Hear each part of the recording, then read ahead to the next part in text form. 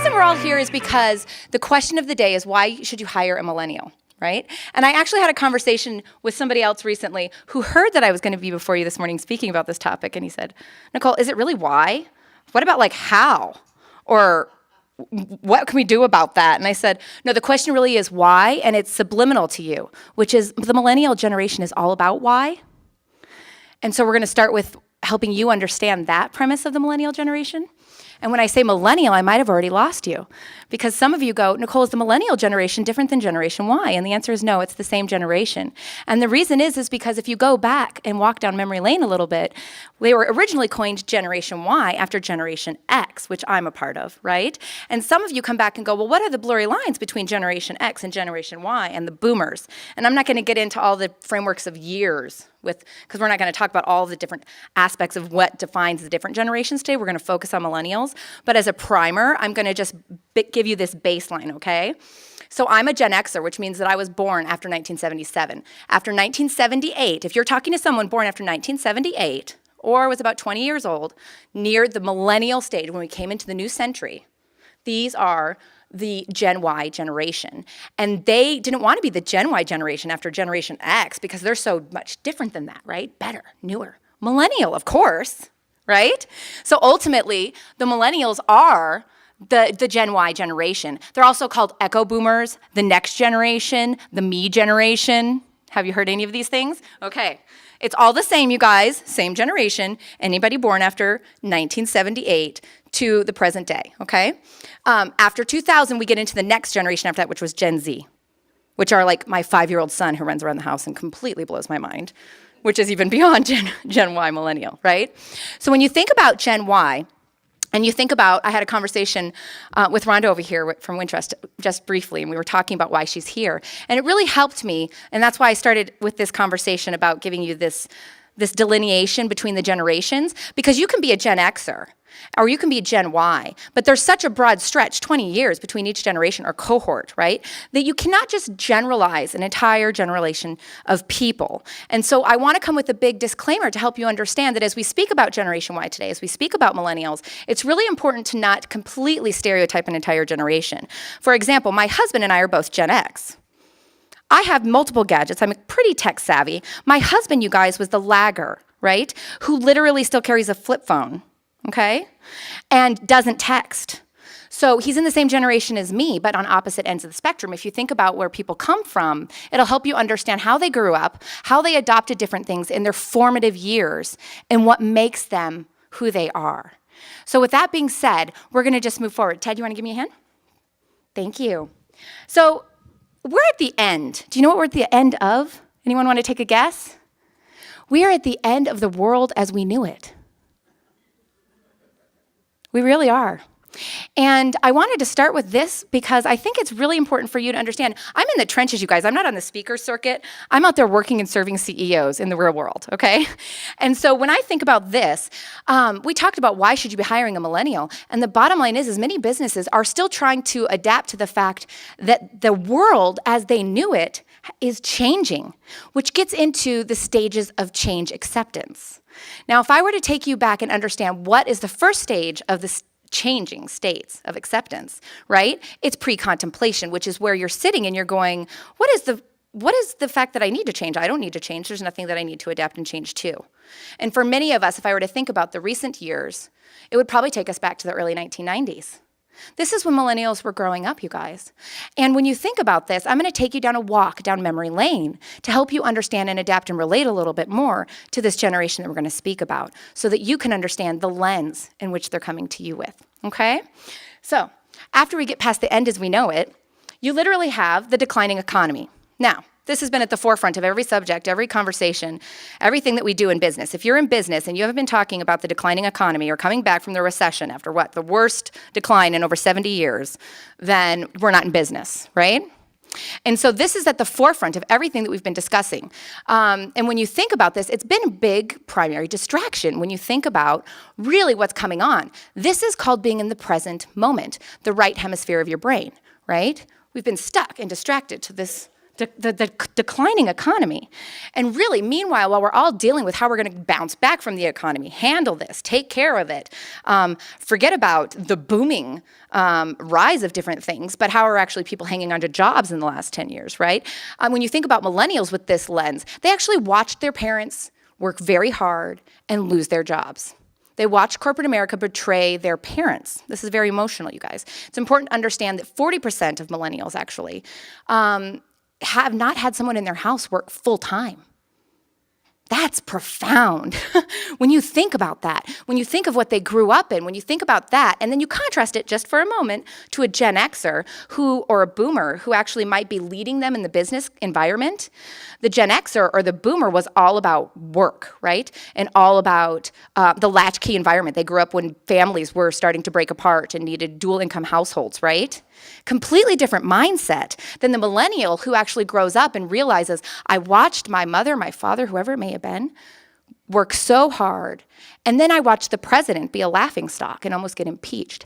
And then we had the Gulf War. Are you kidding me? And then they actually watched the world change before our eyes, even from the place where you and I even knew it, which is traumatic, from Columbine to 9/11. These things happened, you guys, to millennials during their formative years. And so what you need to understand is that it affected all of us. We all lived these things, right? And as we are reacting to it and accepting it and understanding the dynamics of change, the thing you need to understand is that millennials actually internalized it because they were younger. And so it's much more in depth with their perspective, their lens. So when we're talking about, we should all be grateful to have a job, millennials are like, no, you don't understand. I get one shot in life. This is it. And it's going to be meaningful to me. And I'm going to get out there and I can make a difference because I'm special. Why? Because we raised these children to let them know they were special, right? We let them know that they were the first generation that actually was hyper-scheduled. Do you guys remember this? Dual income households are coming up. These children had hyper-schedules at a young age, highly stimulated, okay?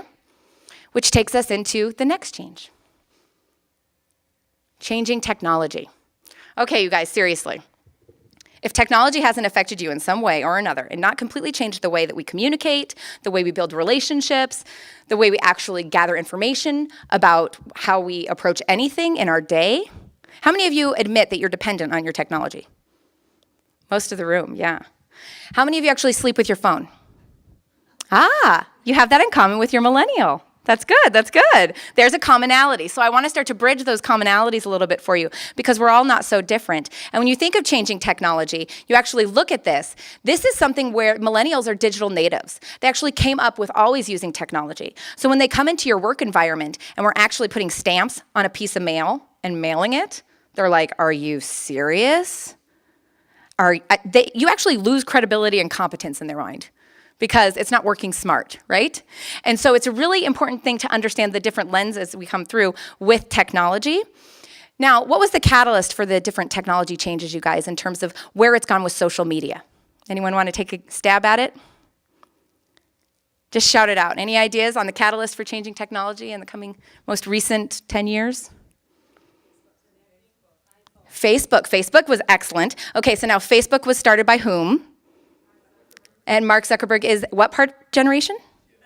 A millennial. That's right. So social media, the catalyst for social media and changing technology, was founded by a millennial for the millennials, okay? The largest generation around the world right now, you guys, the largest. And so when you think about that, this is really profound. Age, for the first time, really doesn't matter. There are 15-year-olds that are nuclear scientists doing TED Talks. There are 12-year-olds designing apps for Google. Okay? You guys, this is a whole new landscape.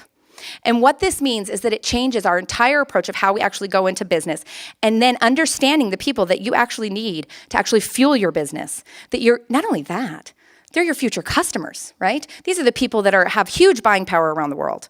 And so going in through this understanding of technology and where we're going, Ted, you want to just take me forward? Let's look at these demographics. Now, we've been talking about this for a lot of years, you guys. I was out in DC recently in a room of 350 or so HR professionals, people, my peer group. And some people still laugh. Yeah, we've been talking about boomers retiring for a long time. Ha ha, right? And some people are kind of stuck in that mode of, yeah, it's not a big deal. It's going to happen. We've been talking about it for years. You guys, this is the tipping point. We are here. This is it. We've been talking about it and talking about it. And what I want to try to motivate all of you to get to is the place of planning and action.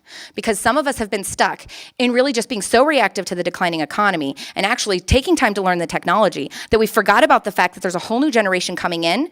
And what the numbers are on this screen is just showing you that a third of the workforce right now in 2015, right, is millennials.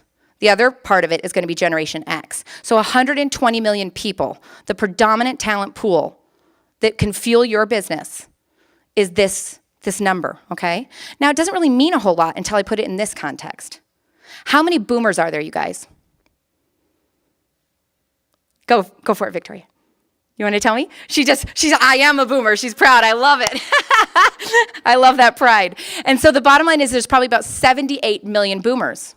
Now, many of these boomers are starting to retire. This is what they worked so hard for, right? Their golden years, God bless them.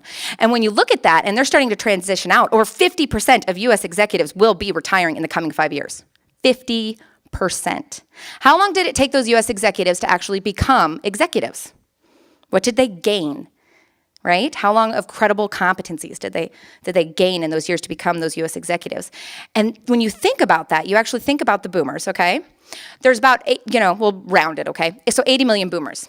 Now, how many Gen Xers? People like myself, 48, okay? The sandwich generation, myself here, between the huge group of the boomers and then the massive group of the millennials. There's only about 48 million of us. Let's do the simple math. How many are missing? 30 million. Thank you very much, Rhonda. 30 million. Okay. So just doing this simple math, you look at that, that's a huge gap. And when you think about the millennials coming into the workforce, some of them for their first time in their new job, some of them have been in the workforce now for maybe 10 years, right? Some of them are just now going to be graduating, coming in for the next 10 into 2020. The final millennials will actually graduate and enter into the workforce in 2020 in the next 5 years.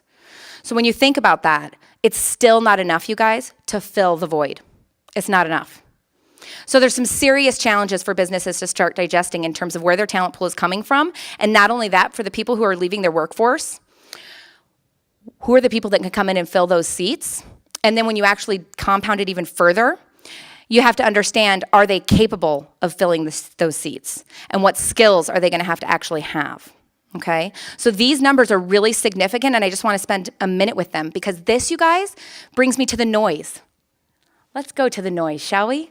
Okay, so I interpret all of this because I'm in this field. This is what I do. I work with these people, onboard talent, attract talent, retain talent, manage talent, right? So this is something that I get innately.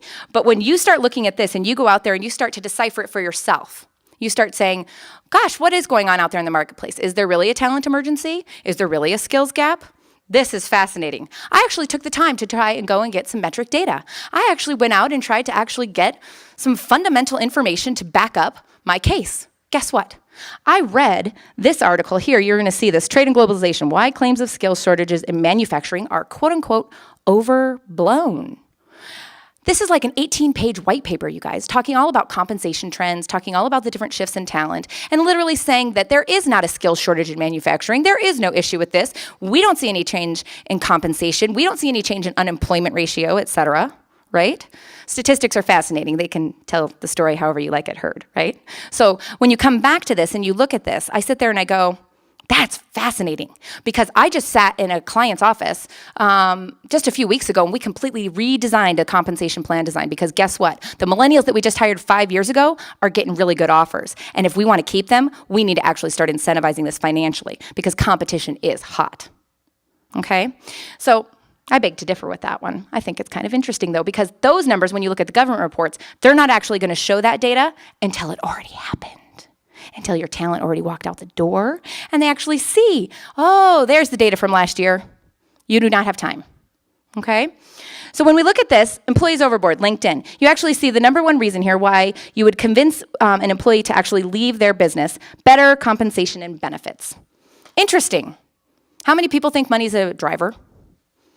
Yeah, it is a driver. Is it the primary driver? Ted actually says absolutely. Now, psychologists would actually beg to differ on that, right? But the idea right now is that people will start competing with money in the marketplace right now for talent, especially the seasoned talent.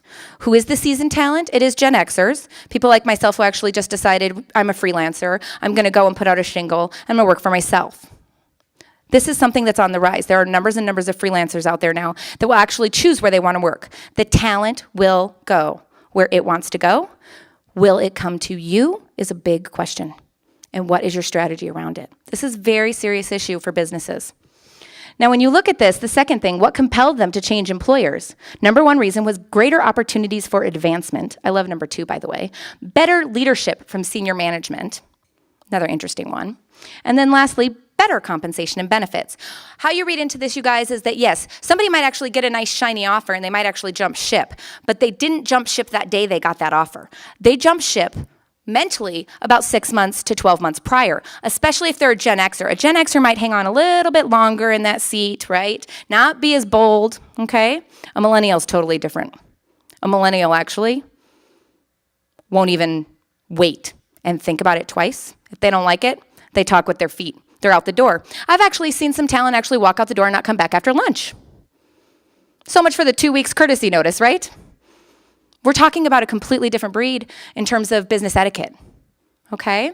So when you look at this, some businesses are doing really cool things. I highlighted this one down here. You'll see this is a gentleman in a factory for a company called Southwire out of Atlanta, Georgia. Now, this is something you should go out and Google. This company, Southwire, actually had a talent issue, right? They're in the manufacturing business. What did they do? They actually went full board, a rock, kill two birds with one stone, so to speak, right? They actually said, where can we actually get talent that wants to work that actually we can give something back to? Can you believe they targeted high school dropouts? High school dropouts. They went and targeted all the high school dropouts in their community. They took all these high school dropouts and they promised them an education. Something key about millennials, you guys, is in the interview process, I would sit there and I'd say, where do you see yourself in 5 years? Blah, blah, blah. The millennial's looking at you and saying, where are you going to take me in 3 years? How am I going to be better after I join your team? Because if you don't have a good answer for that, I'm not here. Because somebody else over there can do that for me. And I've got things to do. I'm going to change the world. Right? These are catalysts. These are people who believe, they fight for issues and causes. Not just the strategy, but an issue, a cause, a passion. Okay? So this was fascinating, right? Because not only did they actually change these people's lives who dropped out of high school, right, and gave them an education, they augmented their talent pipeline. They actually delivered to their client. Versus the other clients that I talk to right now, some of them here in Chicagoland that are one of the best places to work, not even in Chicagoland, but in the country, by the way, that are actually turning away millions of dollars of work because they didn't properly talent pipeline for project managers, for example. This isn't soft stuff, you guys. This is hard bottom line issues for businesses. And when you look at some of this information and you look at how this company in Georgia handled it, I thought it was brilliant. I had to share it with you. So that not only did they do that, they actually touched something important to millennials, you guys, the community. They went out into the community. Not only did they do something for their business, but they did something for their community at the same time. Now, this is something that's very important to millennials. They actually are looking for this in your business. And if it's not present, then they're not going to be coming to you first. And if they are coming to you, you can guarantee they've got a side hustle. Okay? Let's move forward, Ted. Now, this was a video clip I had for you guys. And unfortunately, I had it not embedded, but to a link. And so I apologize. I'm going to talk you through what this video clip would have been. What you'll see here is a team meeting, and you'll see some executives sitting here, and they're actually talking about market research. And this is the gentleman here on the phone. You can guess he's the representation of the millennial, yes? And so this young man right here, he actually is checking out information on his phone during the meeting, and the young woman who's got the ponytail comes around the corner, and she says to him, "Sir, did you go out and actually look at the market research that we paid for? The big data of information that we wanted you to go comb through?" And he looks at her, he rolls his eyes, he gets up from his chair and he says, "I can't do this anymore." And he leaves. This is how this is starting to play out in businesses, right? Because the bottom line is he already realized this isn't meaningful work for him. The thing for a millennial when it comes to work isn't that you gave them a big responsibility of just go do that. It's not the language of, if you were to think about it, don't just go do that job. It's more empowering and inspiring for the millennial to hear you say, go figure it out, right? Because they actually have skills. They're resourceful. They actually know how to comb the internet faster than probably any of us in this room. They actually know how to process information to the point, you guys, it's fascinating. There's research out there right now that shows that millennials actually, because they were exposed to digital technology in their formative years, their brains are rewired differently than perhaps yours or mine. This is actually research that's been proven right now. And they're actually saying that their brains are hardwired to the point that they just move faster. It's literally a higher speed processor in their mind.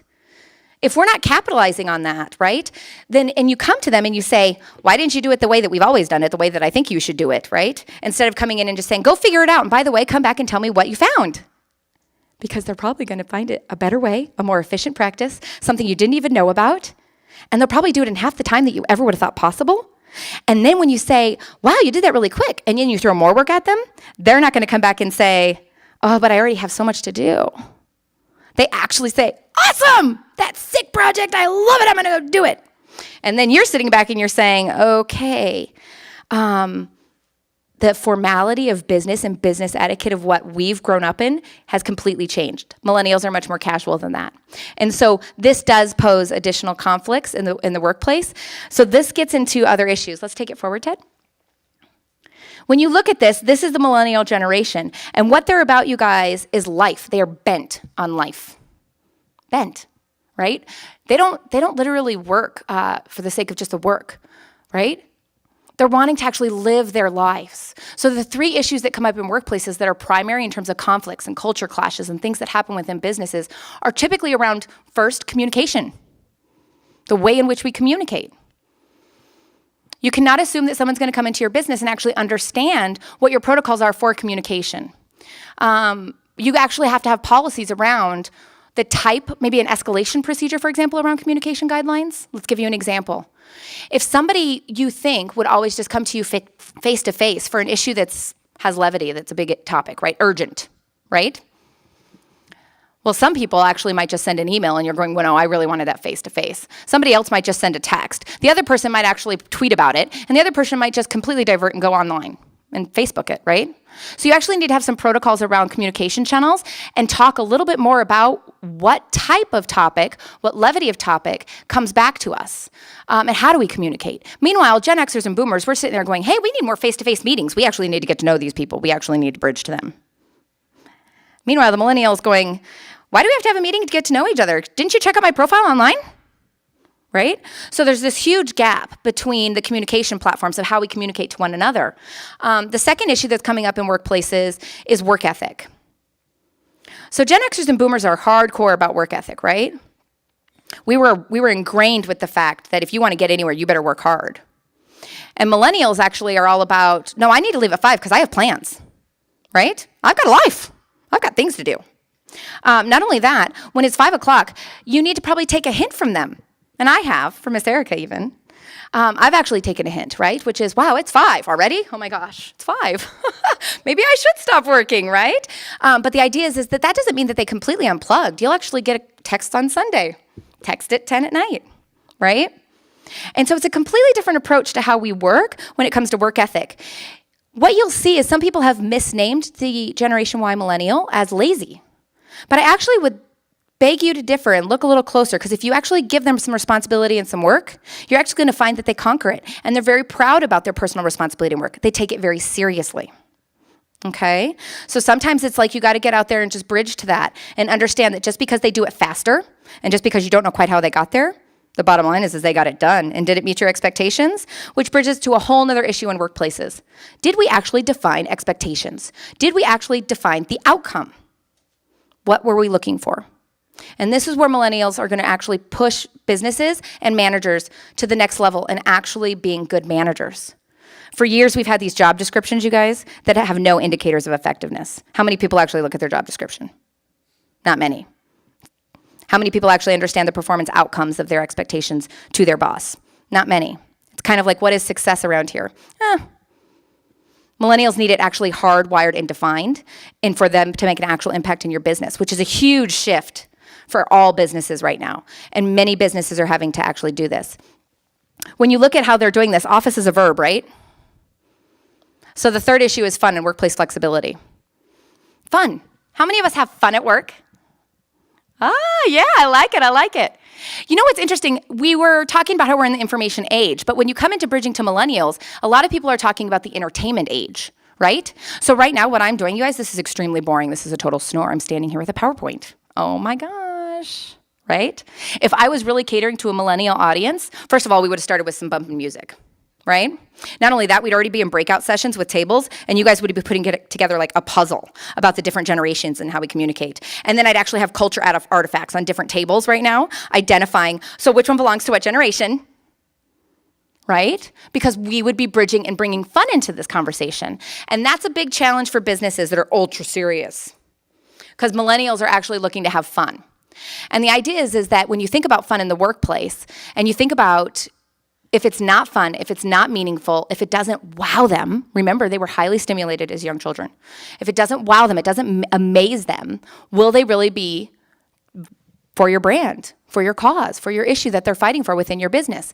It has to be to the point that where you're looking at the job and it's not only just vision, right? It's not only the vision, take me forward, Ted. It's not only the vision of the business, right? You look at this and how it plays out and you sit there and go, which circle are you in your business? Right? Is there conflict? Is it happening completely outside? Do we have silos? Where are people coming together in terms of their communication? And when you think about some of the millennials that have gone multi-million-dollar businesses overnight, by the way, including here in Chicago, right? These people that have ideas, it trumps experience by far. And so when you actually talk to a millennial and you'll ask them, what is valued in a business? They would tell you it's ideas. Now, how many of you actually go, our suggestion program is a total joke, right? What a difference. This is a huge difference. They look for collaboratively led businesses, completely idea-generating businesses. And literally, if they don't have an idea of how they bring their ideas to it, right? If we're not asking for their ideas, there's a complete breakdown in what's going to happen. Ted, you want to take me forward? So 43% of workers age 35 and older are currently working for a younger boss. Wow. I actually remember when I started in corporate world when I was 23, I started managing. I remember lying about my age. Not really lying, but omitting it. I don't know if any of you actually remember that. That's not the case anymore. Newsflash. So when you think about this and you actually go, gosh, how are actually people going to bridge between managing one another, communicating with one another, having fun in the workplace, amazing one another, bringing actual amazement into the workplace, and then actually having fun with it, there's a lot of work that we have to do. Go ahead, Ted.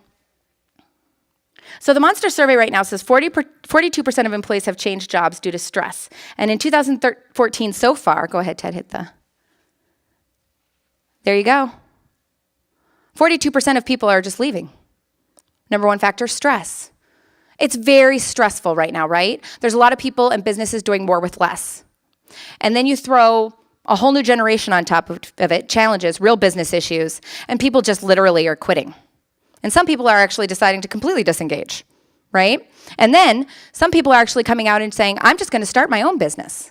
And so when you look at these different dynamics, what you need to understand is that 81%, according to Inc. magazine, 81% of millennials actually believe that they will own their own business someday due to the new economy, that they will actually be their own enterprise. They're extremely enterprising. And so when you think of the millennials as enterprisers, and you look at this metric, and you think about your business, how many people are you actually going to be forecasting in the vision and growth of your business that you're going to need, right? And then of those people that are actually in your business that believe that they're going to actually go out and start their own business, this leads to whole other ethics issues within the workplace, right? I was at a legal conference earlier this week, and the number one topic that opened the conference, by the way, was hiring trends. Hiring trends at the legal conference. Right. Guess what we were talking about? Restrictive covenants, enforcement of non-competes. For seasoned talent that's leaving, right? So there's the stealing talent that's already happening, you guys. Stealing talent is happening. So in the legal world, they're coming out and they're talking about it already. But then you've got the millennials coming in who want the new opportunities for the people who just walked out the door, right? And so you're going to put them in these roles, but how have we set them up for success? Or have we actually put development plans in place? And so what happens is when you get deeper to this actual why of the business, we've been stuck on, oh, it's just the vision. Take me forward, Ted. You know, it's this time for change because you just go, oh, it's just about the vision. We just got to have that vision and that mission. And as long as it's not spaghetti on the wall like Enron, you know, as long as it's not something that we actually just throw up on the wall, and actually as we live it and we breathe it, we're good. But that's not true, because even the best and brightest organizations that are out there right now who've actually been getting away with having no recruitment effort and not big dollars because ultimately the talent just lands on their doorstep, that's starting to change. And so what's happening is even these types of business are having to take something that was really just macro vision and bring it micro, bring it down to the person. And take me forward. It's a huge shift. When you think of us and them, the diversity in the millennial generation is something profound, right? They are so extremely diverse, you guys. Not only are they actually, 36% of them still live at home, right? You've got over half of them politically claiming that they're independents, okay? You talk about ethnic diversity. They're actually a generation that's bridging us to the year 2043, when actually whites are the minority, right? So the diversity that's going on within the millennial generation causes another clash of all kinds of issues coming into the business that need to be addressed. And it all comes back to education and a plan. And what did we actually do to help these new millennials come into our business and help them succeed? Because as the seats start opening up, right, and these opportunities come forth, we can't just throw them like sink or swim, right? We actually have to support them and be patient with them and help them grow. But not only that, we actually have to ask them a lot of questions along the way about them and what they want to do and what's important to them. That's something we've never had to do in management. Never, ever, ever. And so when you think about that, are your managers even ready? So let's talk a little bit. We're going to go through a series, Ted, of things we need to stop doing, right? So when you sit there, we're going to stop saying, been there, done that. We're going to actually stop saying, you don't know what you're doing. You're actually going to say, you remind me of my daughter. I've actually had someone say that to me. Are you kidding me? I was working when you were in diapers. Well, no kidding. What you actually need to start doing is abandoning the stereotypes. You need to actually share your ideas. Be patient, compromise, explain why, and be an employee. Explain why. Not only why am I here, not only why is that your vision, but why did you choose me? And why do I have to do it this way? If you don't have answers to all the whys, you're in trouble. They actually are going to force us to go deeper. And it's not a bad thing, okay? Because we've been kind of running on auto for a number of years, if you ask me, without actually saying why. Why do we do it this way? I don't know. How would you do it? That's probably a good place to bridge. If you don't know the answer, ask for the idea, right? Start building that bridge in that conversation. Be an employee. Now, this is where you have to actually come back to being patient in the compromise. There are people who actually will say that millennials are spoiled and entitled, that they actually come in the door and they expect to get all of it, and they haven't even had to have worked for it. But, there's surveys and studies out there that actually showed that millennials have an earn-up model. And the earn-up model doesn't come from experience. It's coming from the earn-up of make it a level playing field for everybody. Whoever has the best ideas and knows how to execute on them wins, right? So it's not that you get to sit in the corner office because you have more years of experience than me. If I came up with a better idea that drove better revenue and we did it faster and we executed on it, well, then I'm the leader. Which means that it's not like this. It's not a hierarchy, you guys. It's flat. And the ideas come from the bottom up. This is a leadership philosophy. It's changing the model. Okay? And so when you look at the millennials and you think of these different things, this is extremely important to understand. These are the things you need to start doing. Okay? And when you start thinking, okay, I'm going to have this conversation because this person actually did deliver results and they're going to have this, but they expected $2 more an hour and they only want to work 3 days a week. Wow. These are real conversations that are happening in the workplace right now. And when you actually look at that, it's important that the manager has the skills to come back and bridge to that employee to help them understand the bigger picture of what it is that they need to do and why they need to be doing that and why we need to be here 5 days a week. But if they don't want to be here, they just want to be here the 3 days a week, do you actually have job families built up for a lattice, for an actual, not a hierarchy where we go from job description where it says I need 3 years of experience before I can do this, and I need 4 years of experience before I can do that, and I need this experience before I can do that, right? All of that becomes garbage. What you need to do is come back and actually have a lattice environment where people actually can change. Because guess what the average number of jobs is for the millennial right now, who's 26 years old? 18 jobs. Why did they change jobs? Because they just needed to change. This is so boring. Oh my gosh. This is crazy, you guys, when you think about how you're going to have to actually change your environment to adapt to the millennial to keep up with them. Because they're not over there being lazy. They're bored. They're completely bored. There's a concept, right? Okay, let's move forward. So when you think about this, there's the young one, right? I was supposed to be an engineer, a teacher, a doctor, a banker, a programmer, an architect, a journalist. Yeah, but why, right? What are the values?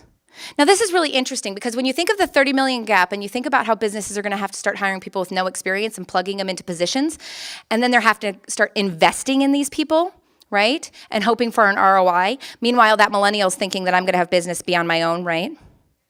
And they have their side hustle going. What are you doing to guarantee the ROI on your investment? It's a big question.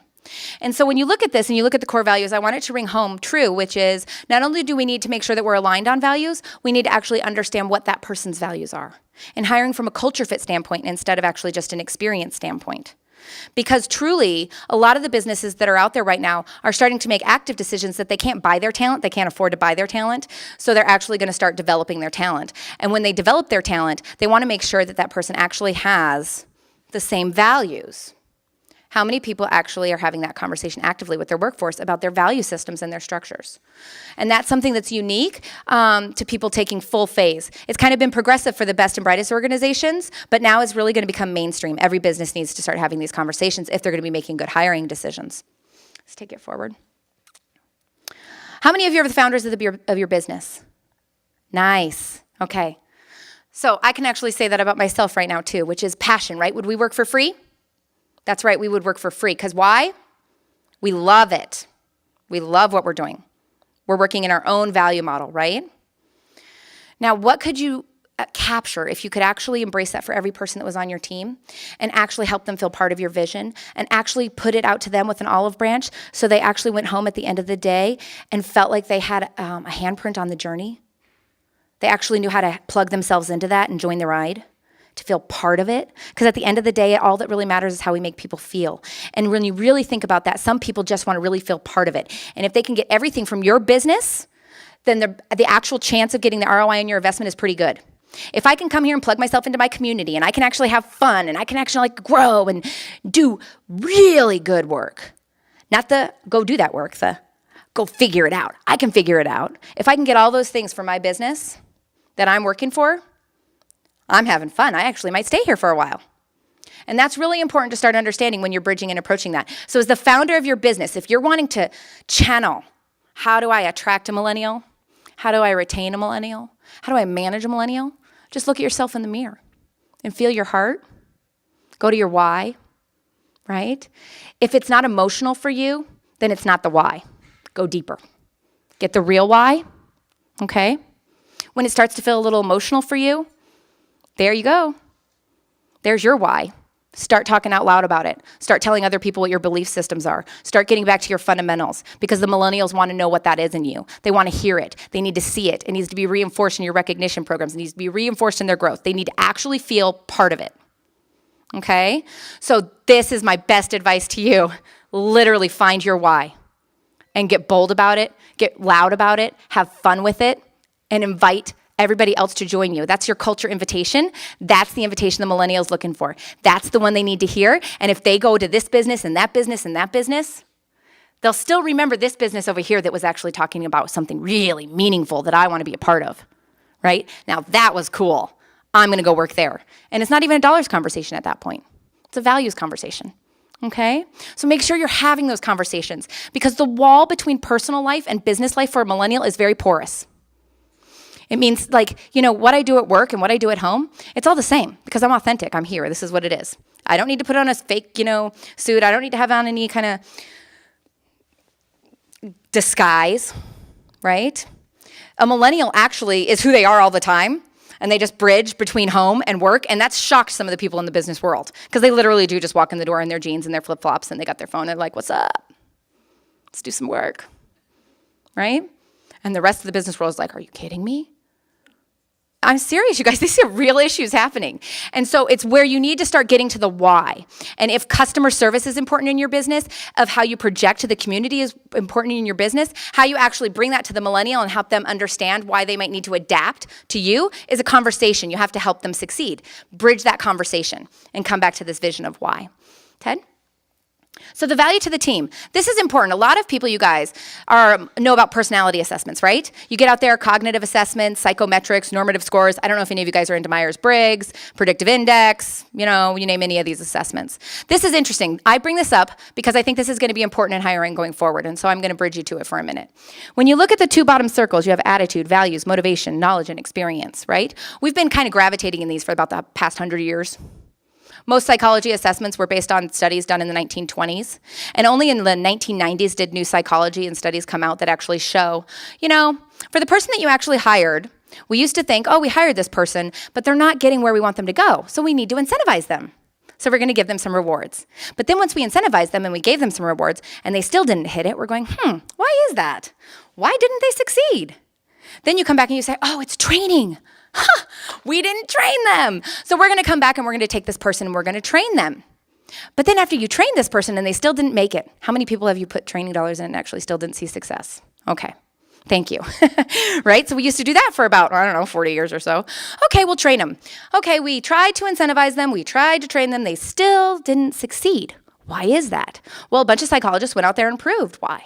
Because some people have cognitive abilities that are on one end of the spectrum or the other. And when people's strengths are actually positioned to where their innate strengths, their actual abilities of what they're capable of doing are aligned to the critical factors of the job for which you hire them for, it's like magic. They would do the job for free because they're very comfortable in it. And so how we hire people based on cognitive abilities and culture values can actually change the face of your business. It's called team engineering. And when you actually look at this, do they have the ability to lead, to innovate, to communicate, to organize, and to plan? The idea is that not only do they have to come in and I just gave you kind of insight into how you can strategically hire, but I want you to take it further than this, back to the millennial, which is to the millennial, they need to understand their value on the team. They need to actually understand who all the people are on the team. What value do you bring to the team? Does that person bring to the team? And why am I here again? What value do I bring to the team, right? So that's an important thing in terms of team dynamics and actually showing the diversity of the team, actually making sure that you have these clusters of people on the team talking. Ted? The FOMO epidemic. Have you guys heard of this? Thank you, Tiffany. Tiffany has. Okay, so the FOMO epidemic is the fear of missing out. This is something that's been coined with the millennials. They actually have a fear of missing out. So think about business for a second and all those businesses that actually said, you can't bring your phone into work, you have to turn it off, and by the way, put it in your locker. I've even had a conversation with a business person recently that actually wanted me to put in a policy that it should be in the car. Wow. What does that say to the millennial that has a fear of missing out? Oh my gosh, these people are totally cut off from the world. I'm going to miss the next best thing. Because guess what? Millennials are always looking for the next best thing. What is the next best thing? Oh my gosh, I have to see the feed. I might miss something. Remember the iPhone was only out in 2007? Okay, so when you think about this, we have to have some trust.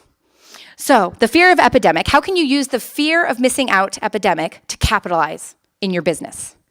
Do you have your own buzz? Do you have your own live feed? Do you actually keep them going with what's coming up next in your business? Do they actually get to be the first to go to the marketplace and share it? Wouldn't that be cool? That'd be cool. Ted? Okay, so this is where we come to the next generation of employers of choice. How many lists have you guys actually seen about the best places to work for a millennial? It's already starting. Big businesses out there actually bring, we all know Glassdoor, for example. Glassdoor is a business out there that actually was bringing transparency into the workplace. Transparency builds trust. And the idea is that transparency is not an option anymore, right? They will know about your business. They will know who you hired. They might even reach out to those people and ask them if they're actually happy working for you. Do those people look happy? I don't know. Did they actually get opportunity? I don't know. I don't know if I want to work there. This is something that used to be a progressive strategy, and if you ask me, being an employer of choice is actually the biggest buzz in the next decade. If you're not an employer of choice and you're not actually bridging and branding, employment branding, you may not have employees that are the talent. You may not have the key talent that you want that's going to help you take your business into the next generation. So why do millennials decide to join your business? Here's some primary reasons. Mission, vision, values, ethics, right? Pay and benefits, challenge. Have to have the challenge. Don't forget the change factor, you guys. Is it changing? What are we doing to keep it fresh? What are we doing to keep them from being bored? That challenge is huge, you guys. If they don't have that built into their role, into their job, they are bored, they're out the door. So keep that going. That's primary focus. Interesting work and career development. Some of the cool things that I've seen for some of the cutting edge clients that I serve right now is the millennial who walks in the door and 2 days later they're flying them to Asia. That's cool. Me, I sit there and go, oh my gosh, I didn't even do cultural sensitivity training yet, right? Okay, let's go forward. Okay, let's talk about this, skill building. Skill building is a real issue. How many of you actually feel like you have strategies around building skills in your business right now? Some of you. This is what I was getting to in terms of that delayed kind of strategy planning, an action planning that I want to motivate all of you to come to, which is what are the organizational capabilities in your business, and do we have plans around building the key skills that drive revenue? What are the key competencies in our business that people must possess and be capable of doing very well that will keep our revenue stream going? What is that? And if you don't know the answer to that question, I would recommend that you find it out, and then you actually bridge a step further to what is the plan to continue building that skill in this business? What are the lead times about that skill, and what is the actual talent pipeline for it? Do we have a strategy around it? I recommend it because every business is going to need that when we come into transitioning from the exiting boomers to the Gen Xers who are going to start leading, who are, by the way, individualistic. Okay. So the Gen Xer is all about the individual. I'm an individual. The millennial is all about I'm part of a team. It goes from the rectangle table in the boardroom to the round table. It's a very different approach to how we build businesses and how we actually build teams and how we come together to communicate. And so the skill building access needs to be those soft skills and these hard skills. Okay, so it's dual-sided. And when you look at the different ways, talent clusters. Talent clusters are pretty cool. This is a concept, you guys, that I think is an innovative way to bring people together. So coming back to change and how you bridge feedback and how you get people actually feeling challenged but community within the business and collaboration within the business is a talent cluster. And these can be brainstorming sessions like teams where actually people come together. They have their own rules, they have their own facilitation, but they might have skills where these people are visionary. Put them on a visioning team. These people are actually planners. They get to be the planners that implement things. They're the people that actually take it forward, right? And then all of these people over here, they love to have fun. They're the sunshines in our business. You guys are all about fun, right? So it's a talent cluster. And have you actually orchestrated putting talent clusters in place in your business to help people actually rotate and learn and get the fun that they need? The challenge, the diversity, has nothing to do with the hierarchy. Has to do with the variety of work. When you think about focus teams, forums for fun, this is another one. I really do think that it's important to have forums for fun. Instant messaging, for example. How many of you have instant messaging in your business? Is it the new water cooler? Yes, it's the new water cooler. And so it's important to have these kind of channels. Something for, me, I sit there and I go, did I need this in my business? Well, I don't know that I necessarily needed it, but I love that I can tap somebody on the shoulder, literally via an instant message that they're 30 miles away. It does have its efficiencies in business. And so pulling these forums for fun and communication into your business are good. Actually planning experiential learning. This is interesting. Sometimes people just think that we're going to learn through experience, but this is something I know for a fact. We do not have time for years. We don't have years anymore. And so what are we actually doing to get a strategy around the transition of those skills, the transfer of those skills that need to transition between a millennial from a boomer to a Gen Xer so that people actually have what they need in order to be effective in your business? Expecting teaching from leaders. This is something that has been going on for years, mentoring, right? Job shadowing, these types of things. But I don't know that it's been rampant. And so I think it's time for it to get rampant. I think that we need to actually expect our leaders to teach. And if leaders aren't okay with teaching, then we need to question if they should be in the leadership role. The managers going forward are managers of choice. Ted? Everyone has something to learn and something to teach. Okay, so if we don't understand how important it is that everybody's teaching, everybody's communicating, everybody's adapting, it's really opening up the communication platforms within the business in a way that maybe we haven't in years. Take me forward, Ted. So trust. This is a really important subject. Trust. Millennials are about high integrity. Integrity is everything to a millennial, which is do what you say you're going to do. And so some of the leaders, even some of the most effective leaders in business per se, they may not be the most effective managers for people. And when we look at this, it's really important that we're starting to arm the managers with the importance of trust building and what that means. How do we actually incorporate respect?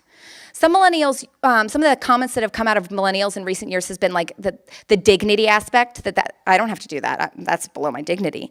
And that's a conversation that needs to happen, not just a blow off. And the manager has to have the skills in order to have that conversation so that they can bring that person to understanding, no, this is a really great opportunity for you and here's why. It's bridging that. So building trust, the credibility, do what you say you're going to do. Building respect. Respect in the workplace is basically where you can have a real conversation without getting personal. We can actually have constructive conflict without getting personal. That's respect. Fairness, appreciation. Feedback, feedback, feedback, feedback. Oh my gosh, feedback. Never enough feedback. Okay? Do you have forms for giving that feedback? And guess what? Me as a Gen Xer, I probably am not giving enough feedback even to my own team constantly, which means we put peer kudos in place so that everybody can exchange kudos, so that everybody can give feedback, so that everybody can see everybody else's stuff, right? So that you can maximize your team, so that everybody's giving feedback, and then hopefully everybody gets enough, okay? And then camaraderie, okay. Ted, you wanna take me forward? Thanks. So in motivating people, you've got to engage their minds and their hearts, which brings back to the why. Okay? This is a great quote. Remind yourself of it. When it comes to best places to work, you guys, it's not copy and paste. It's literally the competitive advantage of your business. It's the pulse of your business, your team. It's special. And you can feel it, especially if it's done with authenticity of the own team and what we're about, our pride, what we do here, what makes us different and special, right? And so when you look at this, the idea is that it's never going to be that copy and paste. And the best part about something that isn't copy and paste, it means that it actually is what makes you different. No one can steal it. No one can copy it. And it will help your business get ahead. So the decision to stay, positive relationships, primary. Positive relationships, being challenged, feeling appreciated and respected, and a trusted ethical organization. What does this look like to the employee, Ted? It means I know what is expected. I know what success looks like. I know I matter here. I experience there's no barriers to growing. My boss gives me everything I need in order to be effective and help me succeed. I'm recognized when I do a good job. I'm proud of where I work. I'd actually think that my friends should be here too. And can my friends come? Because we have so much fun when we work together. And you're gonna hope that they do. When you think about this, I work with quality people. I'm trusted to make meaningful decisions. My managers are competent and I enjoy working for them. They teach me. They help me grow, okay? These are things that you need to be saying to yourself with your employees, and hopefully they're saying something, they're resonating a little bit. The question is, have you asked them this question? And the other question is, do you actually bring that voice to all of them to let them know you're actually tracking their engagement and it's important to you? So managers of choice need to be talent scouting. They need to know what talent is for your business. Not just that you're talent, but are you the best talent for us? And the only way to know you're the best talent for us is that I actually know what your values are, what you represent, what you're trying to do, where you want to go. What's your dream? Not your side hustle. This is the hustle. And I want you to be a part of it with my hustle, right? They need to know relationship building. They have to have the people skills. If you have managers right now that do not have people skills, I highly recommend you get them the coaching skills that they need in order to succeed, or you need to find new managers, and I'm not joking. Trust building, skill building, and organization brand building. Your managers have to have all of these skills. These are the skills of the managers of the next generation. So what does emerging talent need and value most? As we go through this, you guys, this is what you can leverage. As leaders of your business, everything that I'm about to go through should excite you. It should tell you that millennials are the answer. They are not just the problem, they are the solution. They can help you grow and scale your business and take you where you need to go, and they can get you online into social media, organization, brand building, as long as they are the ones that actually are part of the hustle in your business as well. They feel proud to be working with you too, and they believe in what you believe, right? So let's go. Developing new markets. They are enterprising, don't forget it. Serve and advocate. Remember, we're about causes. We're not about changing necessarily just the environment, but we want to lessen our impact. That's what the millennial is about. So, if you're not recycling in your business yet, maybe you should start. Simple things. Master the art of adaptation. Change, challenge, change, challenge, change, challenge. Shared leadership. This is important. Remember, collaboratively led businesses are what millennials are going to go to. Inspire evangelists, right? They actually love the team. Consensus, decision by consensus, participation, coming together, talent clusters, okay? And then visionary. Where are we going? Why are we doing this? Don't forget, it's not just macro, it's micro, okay? So bring it home for each individual development plans. They need to know where this person's going within this. Awesome? Okay. So now that you know where you're going with the millennials, I hope that you all got tidbits today to help you succeed in your business, attracting millennials, retaining millennials, and managing millennials. And I wish you all the success. Ted, we'll take it to the last one. May you all realize a competitive advantage through your people. And remember, at the end of the day, it's all about the people, you guys. The people are going to make or break your business. You cannot do anything on that vision, down that road to success, without the people, right? So thank you very much, you guys. Have a great day.